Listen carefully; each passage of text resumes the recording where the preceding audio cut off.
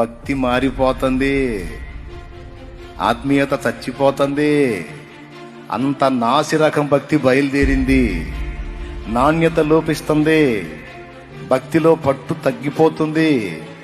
దేవుని ప్రేమించి ఆయన సన్నిధిని ప్రేమించే భక్తులు కరువైపోతున్న దినముల్లోకి వచ్చాం. అందుకని మీకు ఆ భ్రష్ట స్థితి రాకుండాన్నట్లు ఈ మాటలు మీకు హెచ్చరికగా దేవుడే అందిస్తున్నాడు, నేను కాదు. షాలేము రాజు అనే నేను కాదు, పరమ షాలేము రాజు అనేవాడు మీకు ఈ మాటలు అందిస్తున్నాడు. జాగ్రత్త పడండి.